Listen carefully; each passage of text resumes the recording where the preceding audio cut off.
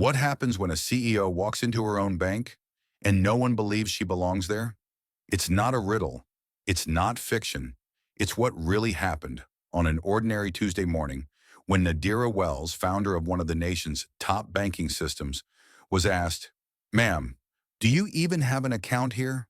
From the moment she stepped into the lobby, dressed simply and without a name tag, to the instant a manager called security, this story unfolds like a slow-motion car crash you can't look away from. But what happened next didn't just shake a branch, it rattled the entire banking industry. But what do you call it when a system respects uniforms more than humanity? Because in that moment, they didn't just deny service to a CEO, they exposed everything wrong with how we measure worth. It was a Friday afternoon in Silvergate, North Carolina. The sky wore a faint hue like diluted cream, and the last golden rays of the day brushed against the towering glass windows of the Wells Liberty Bank branch.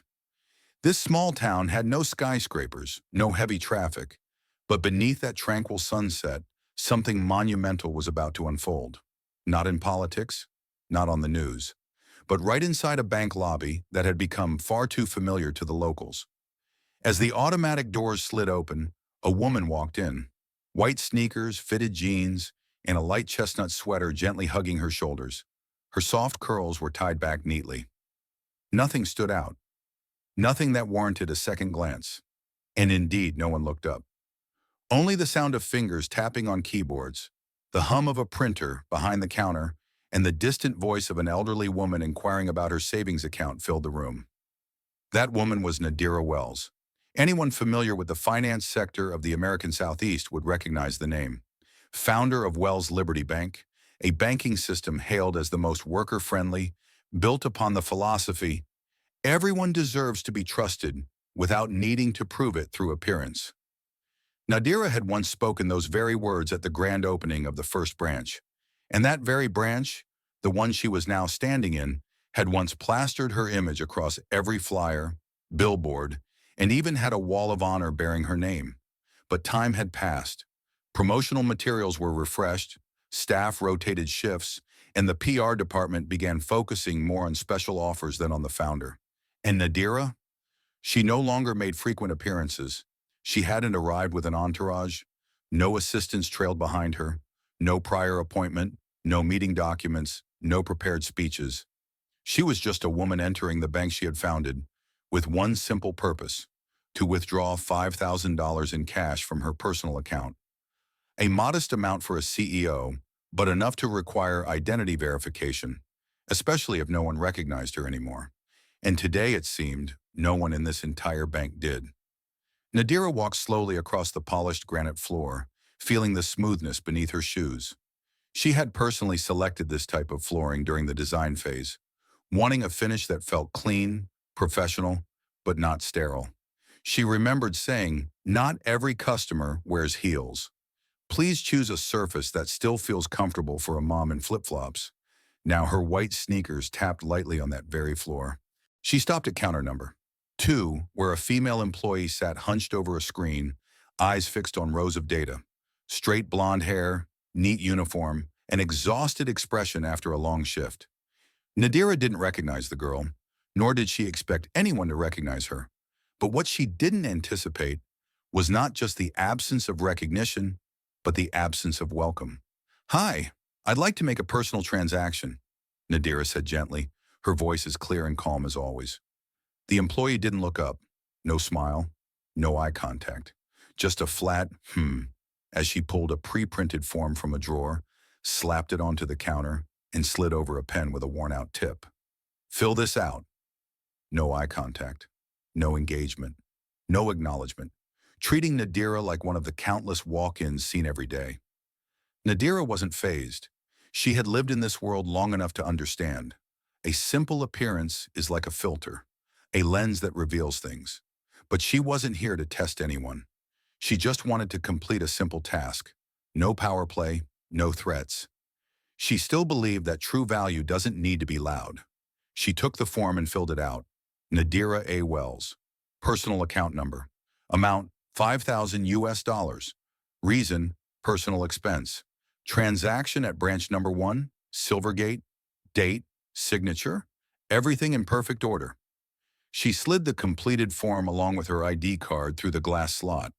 That was when, for the first time, the girl, her name tag read Rachel, looked up.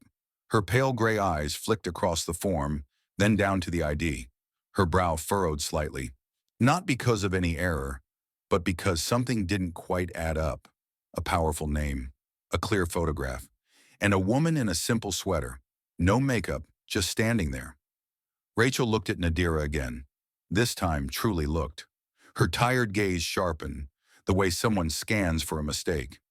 Then without a word, she took the form and ID and turned away, pushing open the frosted glass door marked Manager Only. No, excuse me. No explanation. Just firm, brisk footsteps, like someone handling an urgent situation. The door closed behind her. Nadira stood still, her hand resting on the counter. No one in the lobby looked at her directly, but she felt the slight shifts in attention from afar. A middle-aged man in the waiting chairs to the left glanced over. A college student tapping on his phone paused briefly.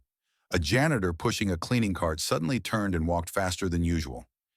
Each motion too small to confirm, but Nadira had spent her life in such spaces. She sensed it instantly. The atmosphere had changed, and it wasn't pleasant. She remained motionless, didn't step away, didn't ask questions, didn't raise her voice.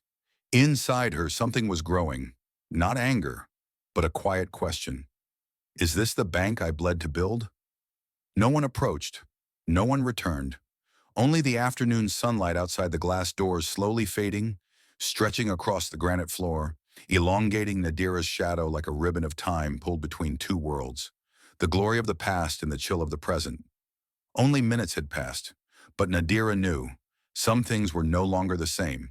The glass door closed behind Rachel Moore, taking with her the withdrawal slip and the ID card that clearly bore the name, Nadira A. Wells. In more than 12 years of leading a financial system, Nadira had grown familiar with all kinds of stares, from the initial looks of condescension when she was an anonymous analyst, to the stunned admiration when she stood on stage announcing that Wells Liberty's first quarter profit had surpassed $100 million. But today, the look that chilled her most came from a teller, not yet 30, staring at her ID with a wordless expression, suspicion. It wasn't the kind of suspicion that came with standard procedure. It was the unspoken kind that asked, how could someone like you own this place? That question never needed to be said aloud. It already lived in the brief pause as Rachel flipped the form, in the subtle furrow of her brow as she glanced at the ID photo, in the side eye toward Nadira's plain sweater. And now, with the door shut behind her, Nadira stood alone in the bank lobby she had once designed, feeling a chill crawl up her spine. Not from the air conditioning, but from alienation. She had imagined many scenarios in life, being smeared by the press, attacked by competitors, even betrayed by those she trusted. But never had she envisioned a day where she would be doubted, judged, investigated, simply for walking into a branch where she had personally approved every tile on the floor. Not because of a system error, not because of bad data, but because she didn't fit someone's idea of what she should look like. The clock above the teller desk read 5:56 p.m. Dusk was settling in. Light filtered through the glass doors, changing hue and casting streaks of orange and gold across the stone floor. Nadira glanced around. No one said a word. A young man in the waiting area snuck a glance at her before pretending to look at his phone. An elderly woman adjusted her scarf as if to distract herself. Everyone seemed to understand something was happening, but it wasn't serious enough for them to act. That not serious enough had blanketed many systems for years. Apathy, silence, and the habit of staying out of other people's business. From the back, she heard the rapid clack of high heels on hardwood. A man's voice echoed briefly, then stopped. 1 minute passed, then 2. Nadira took a deep breath, keeping her composure, one hand resting lightly on the counter, as if this were some inner test. But deep down, she knew. No one deserved to be treated like a suspect just because they weren't wearing what someone expected to see. The door opened. It wasn't Rachel who returned. It was a tall white man in his early 40s, wearing a crisp white shirt and a dark blue tie, stepping out from the back. He didn't rush, but every step was deliberate. In his hand were the form and her ID card, held like pieces of evidence. Nadira recognized him. Tyler Grant, manager of this branch. She had personally signed off on his hiring after his final interview at headquarters. He had once thanked her for the opportunity. She remembered clearly that he'd said, "I've always dreamed of working in an organization led by a woman." She had believed him. Tyler stopped in front of the counter, glanced once more at the ID, then looked at Nadira as if seeing her for the first time. "Hello, Miss Wells?" he said, dragging the last syllable as if needing to confirm it, despite the name being printed clearly on both the ID and the form. Nadira nodded, responding politely but firmly. "Yes, I'm here to withdraw $5,000 from my personal account. The form is complete, and my ID has been provided." Tyler didn't reply right away. He looked down at the documents, then up again, this time scanning her face as if searching for a mismatch, some discrepancy to disqualify her from being a trusted customer. He said, "$5,000 is a considerable amount for a cash withdrawal. I need to verify a few more details." Nadira kept her tone steady. "I understand the protocol, Tyler, but the information I've submitted is complete. I don't see any reason for delay." Tyler paused for half a second. The way she said his name caused a subtle shift in the air. He knew who she was. He was testing her, waiting for her to crack, but she didn't, and that only made him more uneasy. His eyes flicked toward Rachel, now standing silently in the background, then back to Nadira. "I need to ask you a few verification questions. For example, your current occupation?" Nadira lifted her chin slightly. "I'm the Chief Executive Officer of Wells Liberty Bank." He nodded slowly, then continued in the same neutral tone. "And specifically, what do you do in that role?" The question itself wasn't inappropriate, but the tone was entirely off. Nadira could feel the weight of eyes from behind growing heavier. The printer had gone silent. The entire room was now uncomfortably quiet. No one spoke, but everyone was listening. Tyler pressed on. "I also need to verify the purpose of this transaction. And do you happen to recall the last deposit you made into this account?" At this point, Nadira's neutral expression began to crack. Her eyes darkened briefly. Her voice remained soft, but each word landed like steel. "What exactly are you implying, Tyler?" "I'm withdrawing my own money, and you're questioning me as if I'm an imposter." He kept his face composed. "I apologize if it comes across that way, but we have mandatory protocols to ensure everyone's safety." Nadira stared straight into his eyes. In that moment, everything she had believed in, about internal culture, fairness, the way employees were trained, was falling apart, one shard at a time. Standing before her was a man she had trusted, had appointed, and now, under the name of protocol, he was invalidating her identity. Behind her, Rachel remained frozen, fingers clenched on the edge of the desk, like someone struggling to stay upright. Not a single staff member dared to speak. A heavy silence, thick like fog, spread across the bank lobby. Nadira could sense the unease in the room's pulse, not from noise, but from a tension so tight it suffocated. And then, like the final knife twisting into her composure, Tyler added, "I'll need a few more minutes. Please wait here. I'm going to request assistance from our security team to support this verification." A current ran down Nadira's spine, not from fear, but fury. Fury at a system she had built with faith and decency, and now that very decency was being contorted before her eyes, by the very people she had once trusted. Tyler Grant walked toward the counter with a slow, calculated stride. He didn't need to look around to know that every eye in the bank lobby was already turning toward him. As he passed through the frosted glass door, the one marked for managers and senior staff, it was as if he were stepping out of a different realm, a space where authority was cloaked in procedure, and glances were masked by polite pretense. But the atmosphere in the lobby today was no longer ordinary, and Tyler felt it. He recognized the woman standing before the counter, someone he'd seen in internal reports, someone he knew had ties to the early days of this institution, but the details were hazy. For him, this was a situation that called for finesse, for maintaining control without leaving a trace. What he didn't know was that the woman standing in front of him was the core of the very structure he was operating, and he was about to use the voice of institutional doubt to interrogate the founder of the institution he represented. "Good afternoon, Ms. Wells. I'm the branch manager here. My name is Tyler Grant," he said, his voice trying to sound neutral, but unable to hide the probing in his eyes. He held up her ID between two fingers, lifting it slightly as if inspecting every detail. I'd like to verify a few details to ensure that all procedures are followed properly. Nadira didn't nod. She didn't smile.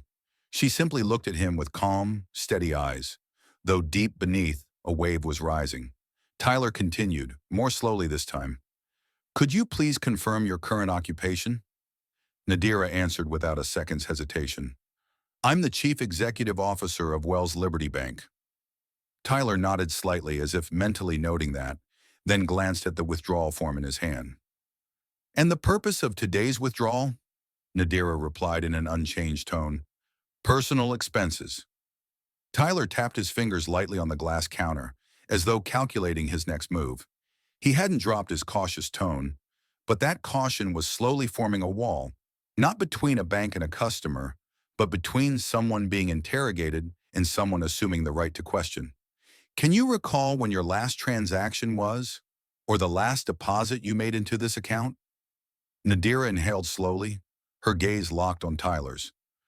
I don't carry my bank statement, but I believe your system can retrieve that easily. Tyler didn't yield. Yes, of course, but we have a policy of cross-verification through client responses to ensure accuracy. Nadira knew full well that no such policy existed. She had written the bank's internal operations manual herself, had spent hours with the compliance team designing an automated verification system precisely to prevent employees from abusing discretion during sensitive transactions. And yet today she had become the very subject against whom that system was being twisted. She leaned back slightly, her hands still resting on the counter, her eyes turning cold. Tyler, let me ask you plainly, are you verifying or are you questioning my identity? Tyler hesitated for a beat. Then he let out a faint, generic laugh, the kind service professionals use to avoid direct confrontation. I'm just following protocol, Miss Wells. This is standard for any cash withdrawal over $3,000. Nadira stared directly into his eyes. Then how many other customers have you asked for the same information today? Tyler didn't answer right away. His eyes darted to Rachel, still behind the counter, visibly pale. No one spoke. No one stepped forward. Not a single employee defended the woman being openly interrogated. The room's air felt stretched to a breaking point. Whispers began to emerge from the waiting area. An older man on the left shook his head. A young woman pulled out her phone, not to film, but to start recording audio. The tension didn't need words, it was embedded in the oppressive silence. Nadira recognized it. And what pained her wasn't Tyler's questions. It was the way the entire room accepted the injustice as just another part of procedure. Tyler was still trying to maintain control. Would you say this is your first transaction at this branch? Nadira raised her gaze, her eyes now shedding all restraint, radiating disdain. I'm not here as a new customer. I've stood in this very lobby during the grand opening. I approved the floor plans, signed off on the lighting systems, chose the granite tiles, and I'm the person who signed your employment contract. Those words, if spoken by anyone else, might have sounded like a wounded ego, but from Nadira, they were fact, and they fell like heavy stones into the turbulent waters Tyler was trying to navigate. His face tightened. He couldn't deny it, couldn't reject it, but he also couldn't accept it. Deep inside him, something stirred, not just suspicion, but a reflexive defense. When a black woman in modest clothes walks into a space he believes he controls, any explanation becomes a threat to the image of authority he's constructed. And because he couldn't engage, he chose to hide behind the system. Please allow me a few more minutes. I'll handle this quickly. Nadira didn't respond. She simply looked at him as if peering straight through an empty shell. She knew his type all too well. Men who invoke responsibility to cling to power, who hide behind protocol to deny humanity. For a brief moment, their eyes met, and the room seemed to fall into utter silence. But beneath the stillness, something was cracking, not just inside Nadira, but within everyone who bore witness. A woman being doubted inside the very organization she had built, and no one intervened. Behind Tyler, Rachel stood frozen, eyes cast downward, her fingers gripping the edge of the desk. In the corner, an elderly woman clasped her husband's hand, whispering something quietly. A security guard by the door glanced over, visibly uneasy. And at the very center of the room, where the last rays of sunlight fell across Nadira's resolute face, a storm was quietly forming. But Tyler couldn't feel it. Or perhaps he did, but chose to ignore it, because he still believed the system was on his side. What he didn't know was that in just a few minutes, that belief would be shattered completely. When Tyler turned and disappeared into the back office, carrying Nadira's ID and the transaction slip with him, the bank lobby was swallowed by a thick, oppressive stillness. There was no announcement, no clear sound. Only Nadira remained, standing tall at teller window number 2, bathed in the slanted light of the fading afternoon sun as it filtered through the large glass windows, casting a pale golden halo over her face. There were no chimes, no queue numbers being called. Even the air conditioning seemed to have shifted to an energy-saving mode, leaving behind a stagnant atmosphere like a misplaced winter blanket smothering a public space. And in that silence, Nadira began to feel the eyes. They weren't curious or sympathetic glances. They were ripple-like stares, uncertain, uneasy, unsure whether to feel awkward or simply look away. On the left, seated in the waiting area, an elderly white woman with curled silver hair sat beside her husband, a frail man reading a financial newspaper. She had been staring directly at Nadira for a few seconds. Not too long, not too short. Just long enough for her gaze to settle on the face of the lone black woman standing at the teller counter, and then quietly look away. A brief glance, but Nadira read it all. Not disdain, but the kind of look she had seen 1,000 times before. A glance that registers something out of place, and then withdraws from it, the way people instinctively avoid stepping into an unfamiliar puddle on the sidewalk. 2 rows down, a college student in a dark hoodie sat with a MacBook on his lap. He had just finished posting on a school forum when his eyes landed on Nadira. He watched her for a moment. Then subtly, he picked up his phone, not pointing it directly at her, but angling it just enough, like someone who's accustomed to quietly capturing moments that might matter. Not cowardly filming, but not brave enough for full defiance either. He hit record, lowered the phone to his palm, and let it capture the tension soaking the room, centered on Nadira, whose name he didn't know, but whom he sensed was being treated unfairly. A security guard near the entrance glanced in her direction.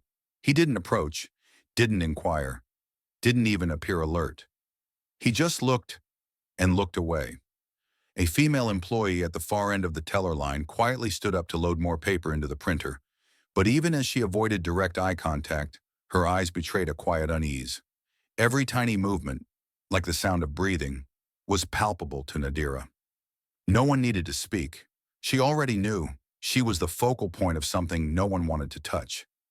Not because they disliked her, but because they didn't know what to do when witnessing someone who didn't look like a VIP being interrogated in a space that was supposed to represent fairness and dignity.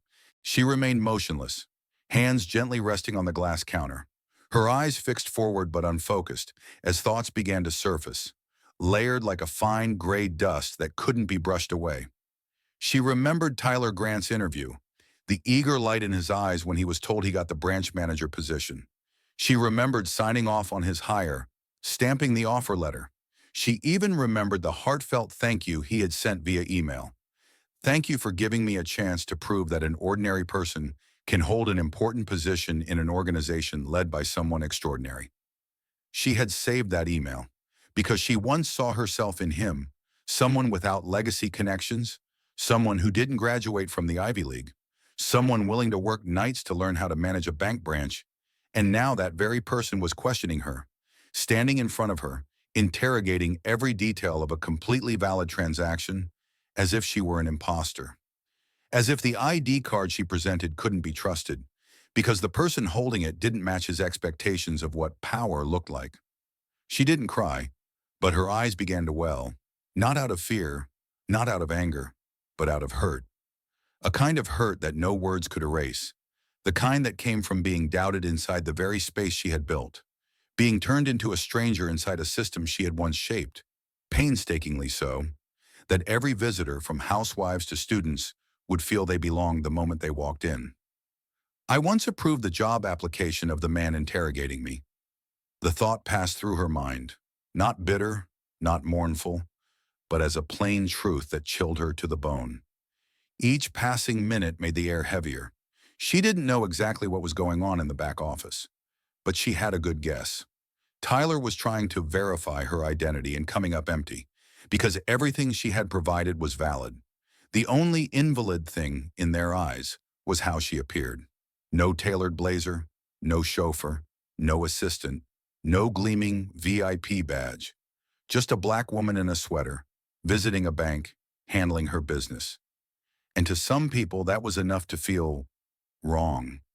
In the top left corner of the ceiling, there was a mounted security camera. Nadira knew it well. She had personally mandated that all branches install 180-degree wide-angle cameras with zero blind spots. Now she looked directly into it, not to seek help, but as if to say, I'm not hiding, I'm fully visible. The question is, are you? Then she lowered her gaze, holding her position, not moving an inch, not a single dramatic expression, but her entire body became a living statement of silent endurance. And the saddest part was, the lobby remained quiet. No one stepped forward. No employee offered a word. Not a single soft apology emerged to ease the absurdity of the moment. Only the steady ticking of the wall clock echoed softly, marking every second Nadira was left abandoned, suspended in the web of doubt spun by her former subordinate. She didn't know how much longer she would have to wait, but she knew one thing. Whatever conclusion today brought, the fracture that had opened inside her, and in the hearts of those who had witnessed it, would not be mended by any explanation labeled procedure. Tyler returned to the teller counter with a face painted in two opposing tones. The outer layer was a half-hearted professionalism, the mask of someone trying to appear composed, but behind his eyes were unease, vigilance, and something dangerously close to fear. In his hand was the form Nadira had filled out. Tucked into the chest pocket of his shirt was something he had just fastened hastily. She didn't need to guess. She knew exactly what that small circular button next to his name tag was. After all, she was the one who had once mandated the installation of discrete emergency alert systems in branches that handled large cash transactions. And the moment she saw Tyler press his thumb against it, subtly, reflexively, she understood precisely what was happening. He had called security. No alarms, no explanations, no permission sought. Just a button. But Nadira saw it all. There was no sound when it was pressed, no flashing lights, no PA announcement. But 42 seconds later, a figure emerged from the side door, where the lobby connected to the surveillance room. The man was nearly 6 feet 3 inches, clad in a dark gray security uniform, black shoes, broad shoulders, a radio strapped to his side, and leather gloves. His face was expressionless, but his eyes held everything that didn't need to be said. They were not the eyes of someone summoned to assist. They were the eyes of someone dispatched to control the situation. He didn't rush toward Nadira. He moved slowly, deliberately, like a man accustomed to navigating delicate scenarios. Yet even his slow steps made it feel as if the tiles beneath Nadira's feet were changing color. When he stopped, only 3 handspans separated them. Nadira could hear the soft static from the radio at his waist. She could feel his breath. Not fast, not harsh, but cold, like air conditioning cranked to its lowest setting. Only then did Tyler speak, his voice smooth as silk, yet unmistakably rehearsed. Apologies, ma'am. This is a standard protocol when there's an unusual transaction or when documents require thorough verification. Officer Jensen is just here to ensure a safe environment. Nothing personal. Then he gave a smile Nadira had seen him use in internal interviews to gloss over unfounded answers. But now that smile only revealed one thing. Tyler thought he was still managing the situation, but he had gravely misjudged the woman in front of him. Nadira didn't flinch. She didn't argue, didn't raise her voice or wave her hands. She looked at Tyler for exactly 2 seconds, then shifted her gaze to the guard. Then gently, she reached into her purse and pulled out her phone. A dated model, no flashy case, no visible logo. But its camera still worked just fine. She didn't speak, didn't provoke. She simply opened the camera app, tapped record, and calmly raised the lens, framing both Tyler and Officer Jensen in a single, steady shot.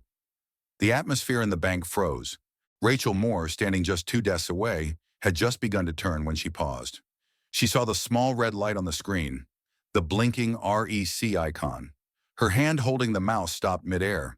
No more keyboard sounds. The employees at the far end of the lobby began to murmur softly, not loud enough to interrupt, but all eyes drifted toward window number 2.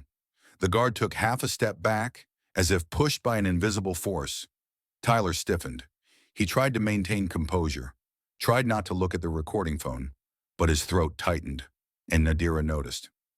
No one spoke for 6 full seconds, but those seconds stretched like 6 minutes, because now every movement was being captured. No one knew where the footage would go, who would see it, or how far it might spread. And that unpredictability, was the one thing Tyler feared most. Nadira remained silent, but in her silence was an indictment. No shouting, no rage, just documentation. A simple act, but it smothered the room. In today's world, people feared being filmed more than being sued. After 13 seconds, Tyler finally broke the silence. I assure you, we're simply following procedure. If you'd prefer, I can personally contact the Identity Verification Unit to expedite things. Still, Nadira said nothing, but she lowered the phone slightly, not to stop the recording, but to shift the frame. The camera now angled toward Tyler's right hand, resting near the keyboard. The moment he noticed it, he pulled his hand back.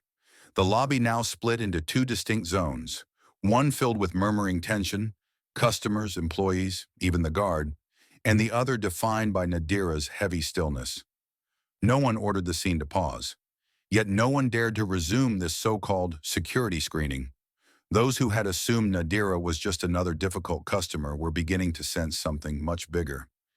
Here was a woman being treated as suspicious, yet with enough composure and courage to hold a light up to it all, wordlessly. Tyler scrambled to regain control. If you're uncomfortable here, we can escort you to a private room. It may help speed things along. His tone was polite, but Nadira could hear the subtext clearly. He wanted her off the floor. Out of view, contained, managed, damage control. She didn't answer. Instead, she lifted her eyes and looked directly into the ceiling camera, as if sending a signal to the very surveillance system she had once insisted be installed. Then she turned her gaze to the customers behind her, those who had seen everything unfold. Her look carried no plea for help, no anger, just a quiet question. What have you seen, and what will you remember after today? The recording continued, and in that strange moment, it captured more than just faces. It captured a truth, that sometimes silence is the strongest protest, that some people don't need to raise their voices to make an entire room hold its breath. In that moment, Nadira Wells, once called the architect of financial fairness, didn't need to declare her title, didn't need to explain herself. She simply held her silence, lifted her camera, and let the very system she had built reflect itself. No one in the room had dared to say it first. No employee had the courage to assume. No customer was familiar enough to recognize. And that collective hesitation had created a dangerous illusion in that bank lobby, that the woman in the gray sweater, no makeup, natural curls, calm voice, and unresisting eyes, was just another ordinary person. Someone who could be doubted. Someone who could be security screened. Someone who could be treated with any degree of scrutiny without a single apology. But when Nadira lifted her chin, turned slightly, and finally spoke for the first time in over 40 minutes of being present in that space, the truth she delivered shattered that entire illusion. I am Nadira Wells, she said clearly, slowly, each word striking the silence like a hammer. Founding CEO of this bank, and today I was met with security because I'm not wearing a blazer? The entire lobby seemed to pause for a beat, not an instant gasp, but a stunned stillness, the kind that comes when a room full of people is forced to process too much, too fast, all at once. A man at the ATM mistyped his PIN. An elderly woman's hand trembled as she wrote a check. The college student filming quickly lowered her phone, as if realizing she might have just disrespected someone far beyond her imagination. A man at the consultation desk widened his eyes and turned, speechless. The entire room had been struck motionless. And then came the first sound, not from Nadira, not from Tyler, but from the far left corner. A loud clink. A glass had fallen and shattered against the white tile floor. The person who dropped it was Cody, a young intern only 4 weeks into his training. He had spent most of his days drafting internal finance reports and had never seen Nadira in person, only in the newsletters. His eyes widened and he muttered, "Oh my God," before quickly covering his mouth as though he just blasphemed something sacred. The room remained silent, but this time it was a silence filled with shock. Tyler turned pale. His lips parted as if to say something, but no words came. His entire face seemed to contort, like he was swallowing a wave of disbelief. The documents in his hand trembled slightly, as if his skin had lost its warmth. Nadira looked at him, not with anger, but with a quiet, cutting disappointment that hurt more than any rebuke. She didn't elaborate, didn't pull out a business card, didn't call anyone to verify her story. She just stood there, her name alone, Nadira Wells, landing in the room like a living exclamation mark among a sea of question marks. You're Nadira Wells?" asked a nearby customer, her voice catching mid-breath. Nadira nodded. No further explanation was needed. This was the woman once featured on Forbes Women as a figure of inspiration, the face of a 2022 business magazine cover, the one who had testified before Congress on inclusive finance for underserved communities. And now here she stood, in her own bank, and had just been subjected to a security call by its staff. Tyler tried to recover his footing. His voice stumbled out like a survival instinct. I didn't know. I was just following protocol. I wasn't told you were coming." What he meant as an excuse only became a mirror reflecting the failure of the very system he worked for. A system where the founder couldn't enter without suspicion, where staff weren't trained to recognize the woman who'd built their payroll. Another customer, a man in a gray suit near the teller line, quietly pulled out his phone and began to Google. It didn't take long. Just typing Nadira Wells produced pages of results: photos, bios, videos, articles. Within a minute, 3 other customers did the same. And after confirming the truth, each of them turned silently toward Tyler. They didn't speak, but their eyes did. They looked not at a man, but at a representative of something far larger, waiting to see how he'd respond when the truth was undeniable. Tyler stood frozen, no more talking, no more excuses, no turning away. But his eyes were chaos. Nadira stepped slowly forward, just one step, and placed her phone down on the counter. The camera was still recording. Then she spoke, gently, without accusation, without volume. "If I hadn't said my name, what would you have done? Canceled the transaction? Asked me to leave? Called the police?" No one answered. Nadira inhaled deeply. Her voice remained composed, but each syllable now carried the weight of a truth held back too long. "I'm not asking for sympathy. I'm asking this because I need to know. Has the institution I once stayed up all night building become a place that's willing to discard anyone who doesn't fit the look?" Still no one spoke, but several employees began lowering their heads.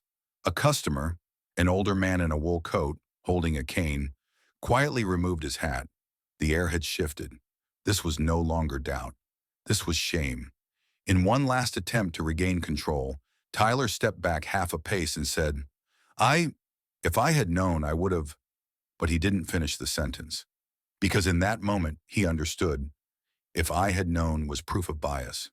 If Nadira had been an ordinary person, unfamous, powerless, not a CEO, would any of this have changed? Or had that very not knowing exposed the system's true face? Nadira didn't press further. She didn't need to. She stepped back exactly one step, no more.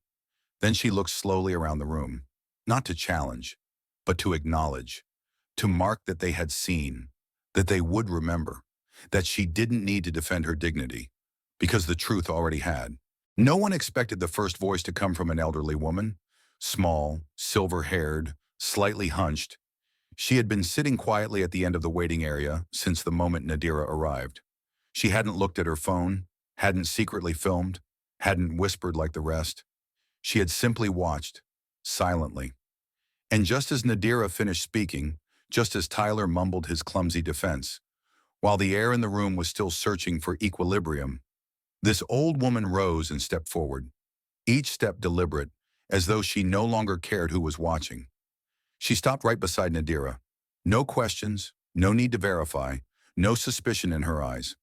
She simply reached out, her wrinkled hand warm and steady, and rested it gently over Nadira's. Then she said a sentence that shattered the frozen tension in the room like a pressure valve releasing after too long. "She's the one who helped me refinance my home when I almost lost it," the woman said, her voice shaky but clear, as though recalling a memory too big to forget. "She's not a stranger. She's the one who saved my life, and never once asked me to remember her for it." The room didn't erupt in applause, but something powerful broke open. A wave of emotional recognition that rippled through everyone present. Those who had seen Nadira as someone different suddenly realized they had benefited from the very system she built, sat in the very buildings she helped finance, walked roads her policies had opened, and now one of them had stepped forward, shattering the wall of silence. The college student near the entrance, the one who had initially filmed in secret, slowly lowered her phone. Her eyes were red. Then she lifted the phone again, no longer sneaking, no longer hiding, and aimed it directly at Nadira.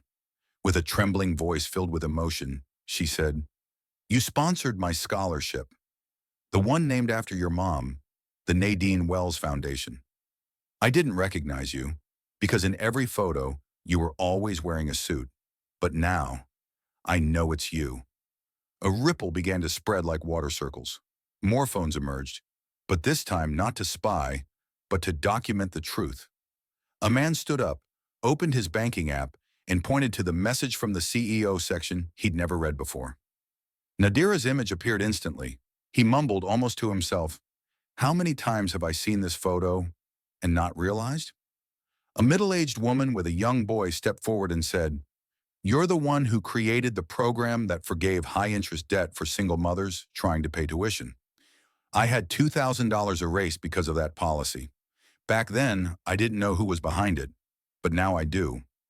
I, I'm sorry I stayed quiet earlier." Tyler could no longer speak. His hand hovered awkwardly at his side, the same hand that had pressed the security button, now paralyzed. He looked around at the customers, the employees, each of them rising, one after another, speaking Nadira's name with a kind of reverence. Not because of her title, but because of what she had done in silence for years. A black man in a work uniform stood up from a bench near the wall. He walked forward and said, "I got my first food truck loan approved at this bank. I was denied by 3 others. But this bank, her bank, was the only one that asked me, 'What do you need to succeed?' instead of, 'Do you even qualify?'" His voice cracked. "I never met her, but now I feel like I've known her for a long time." The domino effect continued. One person, then 2, then 3. A line began to form, not for transactions, but to stand behind Nadira. Each person shared their story, short, sincere, sometimes clumsy, but explosively powerful. People who once felt invisible in the financial system were now rising to be seen because of a woman who had quietly redefined what dignity looked like in banking. And now they were speaking so everyone could hear. A thin Asian man in a windbreaker stepped forward. "My wife passed away. I couldn't prove income. I worked freelance. You signed off to extend my loan. I still have your email. Never thought I'd meet you like this." A single mother holding her baby whispered, "I don't know what to say except, thank you. You didn't close my account when I overdrafted by $300. That's how I was able to buy formula." No one was orchestrating this. No speeches, no press, no professional cameras. But phones began to record. Not just Nadira, but the people surrounding her, standing up one by one. The community was no longer just watching the story. They had become part of it. From passive observers, they stepped into the scene. They weren't standing on the outside anymore. They were standing with her. Nadira remained in the middle of the circle, silent. She looked at each face, each pair of eyes, some familiar, most unknown, but every gaze was like a puzzle piece confirming something profound. Even though she had been doubted, humiliated, treated unfairly, what she built still stood. And now those who had once received quietly were stepping up to protect her, with their memories, with their truths, and with their voices. A teller, not Cody, but a red-haired young woman named Lily, glanced nervously at her coworkers, then removed her name badge and placed it gently on the desk. She walked over to Nadira, bowed her head, and said, "I was one of the internal scholarship recipients for the accounting program. The fund you created made it possible. I don't know what to say except I'm sorry, and thank you." Then another employee, then a second security guard, not the towering one behind Nadira, but a younger officer from the surveillance booth, stepped forward. He removed his headset and said loudly, "I can confirm." When she walked in, there was no suspicious behavior. The security call, that was an overreaction from inside. The circle widened. No one told them what to do. No one instructed them on how to stand, what to say, or when to raise their phones. But something very real was unfolding. When one person dares to step forward, others no longer want to look away. When the truth is spoken, no one wants to be remembered as the one who stayed silent. Tyler Grant stood in the middle of the room as if he were the one being recorded now. A man once comfortable coordinating staff and handling customer complaints, he now found himself unable to control a single thing. Not the crowd, not the situation, and least of all, himself. When Nadira revealed her true identity, the founder of the very bank he managed, he had staggered. But when customers began rising one by one to defend her, like crashing waves he couldn't stop, something inside him cracked. The pride, the assumptions, the silent belief that his authority was safe. Still, in one last desperate bid to cling to some shred of control, Tyler silently backed away toward the security console and pressed another button, the emergency support button, a call for a second security guard. He thought that would give him back the upper hand, that another man in uniform with a baton at his waist might restore order, that the eyes around him would grow less piercing, that Nadira would take the hint and become silent again. But what followed was not Nadira's protest. It was a deafening silence from the security guards themselves. The first guard, the one who had been standing behind Nadira the whole time, took a slow step back. He didn't speak, didn't touch anyone, just stood there, his eyes flickering, uncertain. The second guard, who had jogged in from the side entrance, caught his breath as he looked at the scene before him. A black woman standing unarmed at the center of a ring of people, not surrounded by any threat, but by centuries of coded suspicion. And he paused. He didn't move forward. He didn't raise a hand. He didn't ask what happened. He just stood there. Now both guards, once symbols of control, were suddenly just two men caught between orders and conscience. Nadira didn't shout. She didn't step back. She calmly lifted her phone, no longer hiding it, and turned the camera toward Tyler. She locked eyes with him, then asked a question that would stay in the room long after the video stopped rolling. Am I a threat, or is it the fact that I exist that threatens your idea of who should be in charge? That question swept through the room like a cold wind stripping away pretense. It wasn't just a question for Tyler. It was a mirror lifted to the entire system. A system where a woman not wearing a suit, not flanked by assistants, not speaking first, could be treated as a security risk simply because she didn't look like a CEO. Tyler opened his mouth to answer, but no sound came out. His sharp managerial stare was gone, replaced by panic. Not panic at Nadira, but at the cell phones recording his every twitch, at his colleagues watching in disbelief, and at the growing truth he could no longer suppress. He wasn't in control anymore. He wasn't the one asking questions. He had become the one being questioned. The customers whispered, but no one turned away. An elderly woman snapped a photo of Tyler's expression. A man muttered, "I've seen him do this before." Same tone with my mother. A young employee stifled a laugh as Tyler backed slowly toward the wall, nowhere left to retreat. The tension wasn't taut like a string anymore. It was something else entirely, a quiet unraveling, a collapse not made of explosions, but of internal fracture. A forgotten cup of hot coffee on a counter trembled, then tipped and spilled. No one cleaned it up. No one cared, because every focus was now on Tyler's face, flushed red, eyes darting, mouth pressed tight like a man trying to hold his composure, and failing. Nadira, still holding the camera, didn't move. But she spoke again. This time, not just to Tyler, to everyone. For years, I've signed hundreds of documents, sat in hundreds of meetings, spoken at dozens of conferences, and yet today, I'm the one being asked to prove I deserve to stand in a place I built. If this can happen to me, it's already happened to many others, just with no one filming. And that was the blow that finished it. Tyler didn't scream. He didn't argue. He simply crumbled. Internally, spiritually. Because everyone in the room, customers, employees, even security saw it now. Saw what had been hidden. And no one stood with him. No one stepped forward to defend him. No one interrupted Nadira to take over. No one pulled her aside to de-escalate. He tried one last feeble move, whispering, I was just following protocol. A man behind him chuckled, dry and bitter. A staff member shook their head. Another customer scoffed aloud. Protocol? Humiliating your founder is protocol now? Tyler fell silent, his face drained of color, his shoulders slumped. He blended into the wall behind him, small, shaken, transparent. He scanned the room, searching for an ally, but every eye met his with the same message. You were never protecting this institution. You were preserving your own illusion, and that illusion just cracked. In his 12 years at the bank, Tyler had never felt so small.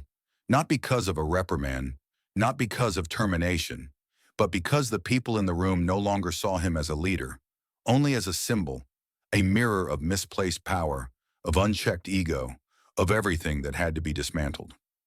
Nadira turned off the camera, but she didn't walk away. She simply looked at Tyler, not with rage, but with the gaze of someone who had once believed the system could be transformed through better policies, stronger ethics, and fairer guidelines. But now she knew, sometimes what needs to change isn't the paperwork, it's the people. The room was no longer a bank. It had become a stage where every mask had fallen. There was no music, no spotlight, but every gaze was fixed on one person. Not a suited-up CEO sitting in an office, but a black woman in a plain shirt, standing in the middle of everyone with an unwavering stare. Nadira Wells didn't need to raise her voice. Her presence alone was enough to silence the room. Then slowly, she reached into her pocket and pulled out a small item, an old ID badge, carefully preserved. Not scratched, not broken, its gold-trimmed edges faded by time, but the bold lettering still clear. Nadira Wells, Chief Executive Officer. She raised the badge to eye level. She didn't speak right away. She let it be seen. Let it be understood. Then her voice broke through, low, steady, every word landing like a nail into the still air. This is the badge you questioned. Her hand didn't tremble. Her voice didn't waver. This badge isn't just a piece of plastic. It's a record of every sleepless night I spent with the original product development team. It's the pass I used to sign off on startup loans no one believed in. It's the reason I've stood in every branch from state to state, not to inspect, but to listen. And today, this badge will sign off on your suspension. The room froze. Tyler opened his mouth to respond, but no one heard his voice. The whispers had stopped. Even the quiet questions had vanished. It was just Nadira, stepping toward the front desk where Tyler had stood moments ago, and stopping directly in front of him. You're not being suspended because you didn't know who I was. You're being suspended because you acted like a person without polish couldn't have purpose. Because you forgot that a manager's job is not to wield power, but to preserve fairness. She placed the badge on the desk, gently, not slammed, but with the weight of finality. As of today, you no longer represent this place. The sentence landed like a verdict. No tribunal, no defense. Just truth. Tyler didn't respond. No one defended him. A former employee, once chastised by him for arriving 3 minutes late, nodded silently. A middle-aged customer murmured, "This should have happened a long time ago." But Nadira wasn't finished. She turned to face the staff. Her eyes moved across each face, those behind the counters, those recording discreetly, those fumbling to hide their phones, and those who had remained silent the entire time. "And one more thing," she said. This time it wasn't just her personal voice. It was the voice of leadership issuing a message for the future. If you've ever stayed silent while a customer was mistreated, if you've ever turned away and pretended not to see something wrong, if you've ever thought, that's not my job, then today is the last day you get to make that choice. No one dared exhale loudly.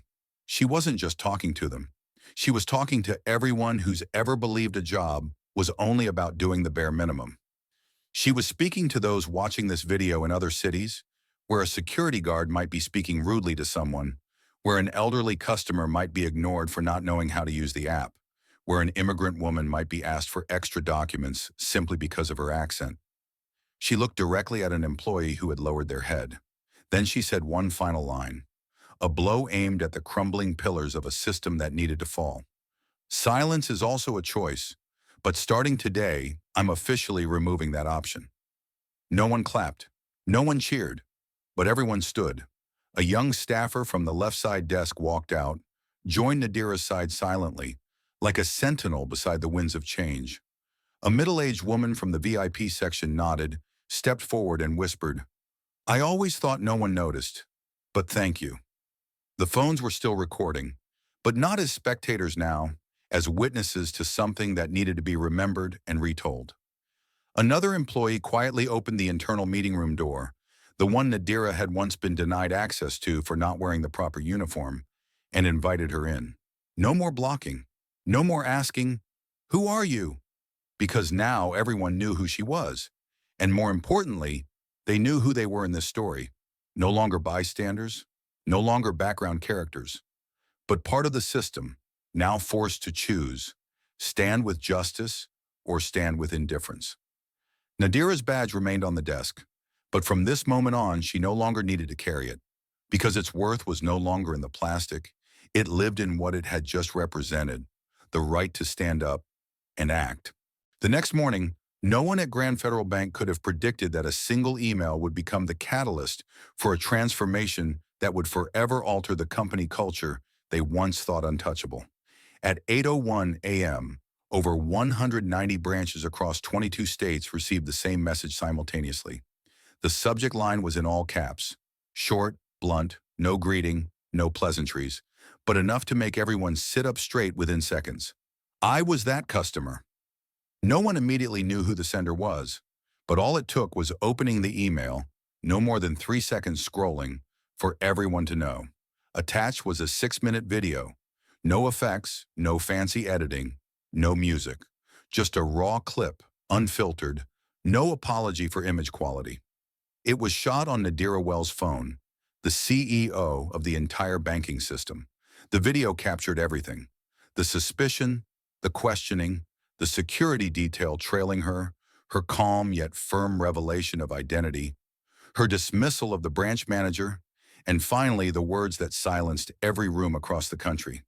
Starting today, silence is no longer an option. Within 20 minutes, the internal messaging system exploded. Staff in Florida sent clapping stickers. A branch manager in Kansas sent a bowing emoji.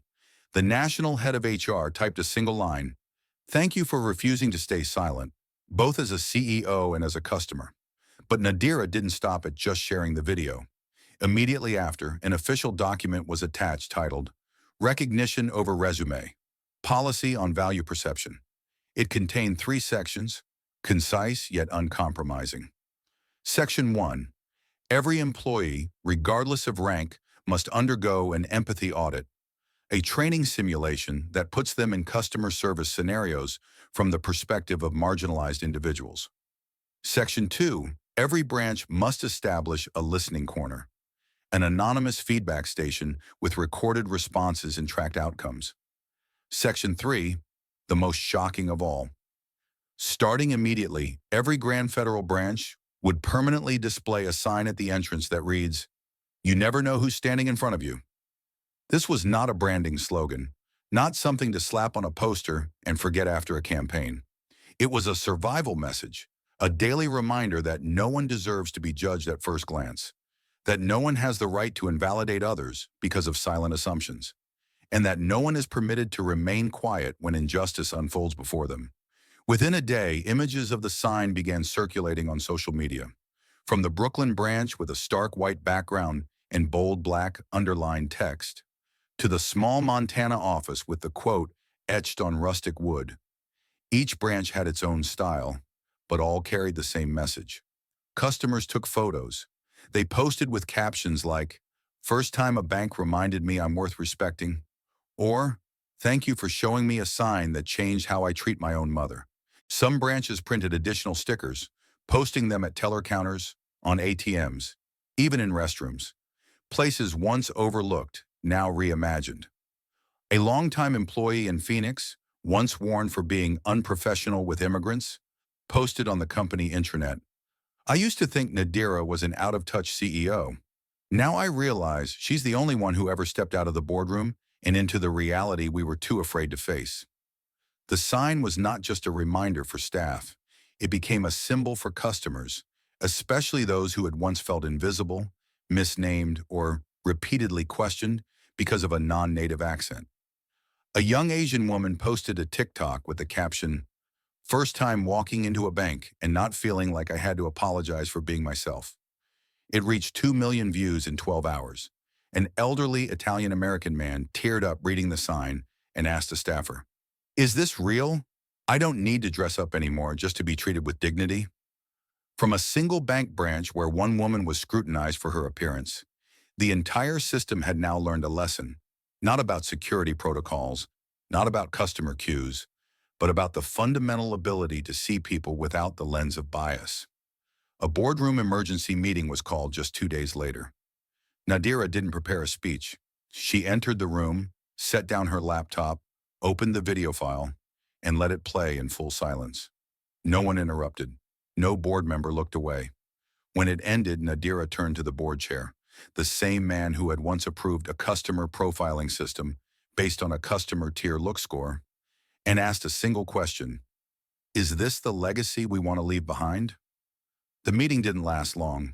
Within 15 minutes, every policy that evaluated customers based on appearance or background data was scrapped. A new internal statute was signed, the Frontline Dignity Act, designed to protect both customers and employees from discrimination, not just in speech, but in silent complicity. Nadira left the meeting without congratulations, without handshakes. But an hour later, the phrase, "You never know who's standing in front of you," began to be engraved in stone at the Grand Federal headquarters, where she was once denied service. There was no need for a PR campaign. That story and that sign were already legendary. A young employee wrote in the internal feedback log, "I used to just want to get through the day. Now I want to get it right." An elderly customer emailed the company, "I almost switched banks. Now I'm staying because I finally feel seen." And in a quiet corner of the original branch, where it all began, hung an old CEO badge, slightly faded, framed and mounted on the wall. Below it, engraved in steel, were the words, "I was that customer. Now I'm the reason you don't treat people that way anymore." The next morning, an email was sent to every employee across the Grand Federal Bank system. The subject line, "I was that customer." Inside was a 4-minute video clip capturing the exact moment Nadira Wells stood in the middle of a crowded banking hall, her gaze calm, her voice steady, as she declared in front of customers and employees alike, "I am Nadira Wells, the founding CEO of this bank." There were no visual effects, no background music. The raw, unedited clip immediately became an internal firestorm. Employee chat groups lit up with hundreds of messages, shock, embarrassment, and a dawning sense of awakening. At a small branch in Colorado, the branch manager sat frozen in front of the screen, hand trembling as he hit replay for the third time. Employees stood around him, silent. The air in the room felt heavy. Finally, someone broke the silence. "If the CEO can be treated like that, how have we been treating regular customers all this time?" An emergency meeting was held that same day at headquarters. Nadira showed up not as a powerful executive, but as a living witness to the very system she had built. She didn't read a report. She didn't speak about revenue. She didn't propose new branding strategies. She simply placed a printed letter in front of the regional directors. A handwritten note from Mrs. Rosa, the elderly woman who had held her hand during the confrontation the day before. The letter read, "She once helped me keep my house when the bank refused to extend my loan. That day when I saw her being disrespected by her own staff, I knew I had to stand up. Not because she was the CEO, but because she once looked at me in a way no one else ever had. The room fell silent. Nadira looked up and softly asked, "If Mrs. Rosa hadn't been there yesterday, what would have happened to me? If she had stayed silent, would anyone have believed me?" No one answered, but something in the air shifted. Those who once thought they were merely following protocol began to realize silence had played its part in upholding what was wrong. That very week, the entire banking system launched a sweeping reform campaign titled The Human Ledger. It wasn't based on KPIs or digital forms. It was rooted in memory. Every employee was asked to write down one instance when they had witnessed someone being treated unfairly and stayed silent, not for punishment, but to begin a conversation. At the Georgia branch, a teller named Malik recalled the time he had to deny a transaction for a single mother because she didn't have sufficient proof of stable income. "I saw the shame in her eyes," he wrote, "but I thought I had no other choice. Today, I want to say I was wrong for not speaking up." Across many branches, new signs were posted, each bearing the phrase, "You never know who's standing in front of you." A simple slogan, yet heavy with meaning. Not to remind staff to be cautious of powerful clients, but to help them understand. Every person deserves respect, not for their title, but for their humanity. That same week, a new department was created, not under HR, not under marketing. It was called the Department of Listening and Remembrance, a space to gather stories that had once gone unheard, things that never made it into financial statements, people who had been forgotten, now being named again. A former employee, once reassigned for speaking up on behalf of a customer facing discrimination, was invited back as an ethics trainer.